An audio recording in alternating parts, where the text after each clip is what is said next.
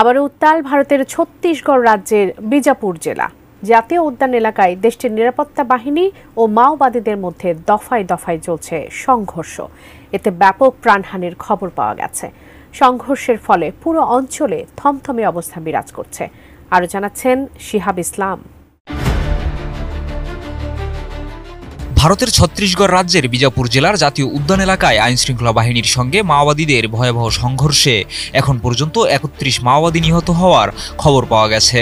এছাড়া সংঘর্ষে নিরাপত্তা বাহিনীর 2 সদস্য প্রাণ হারিয়েছেন এবং আরও 2 সেনা আহত হয়েছেন।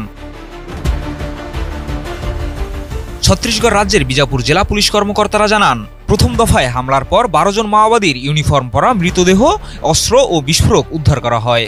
তারপরও থামেনি সংঘর্ষ। এই সংবাদ লেখা পর্যন্ত বিরতিহীনভাবে গোলাগুলি চলছে।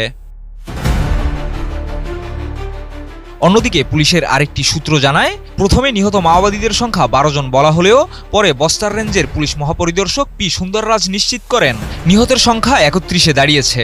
এই ঘটনায় এখনও যৌথ অভিযান চলছে বলেও জানায় পুলিশের এই কর্মকর্তা। গত 1 সপ্তাহ আগেও বিজাপুরে আরেক অভিযানে 8 মাওবাদী নিহত হয়।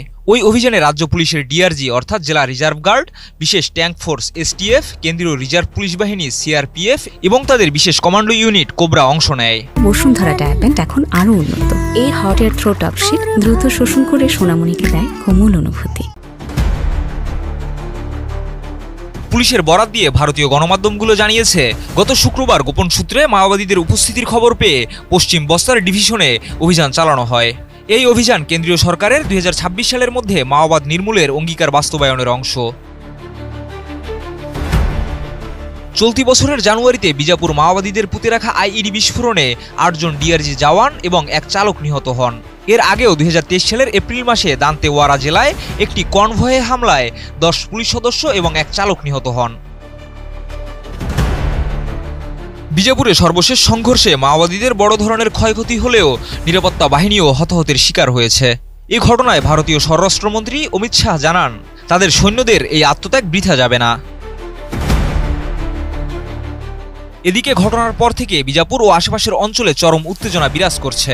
নিরাপত্তা বাহিনী মাওবাদী বিরোধী অভিযান আরও জোরদার করেছে। সংঘর্ষ চলমান থাকায় কেন্দ্রীয় ও রাজ্য সরকারও পুরো পরিস্থিতি মোকাবেলায় নিবিড়ভাবে কাজ করছে।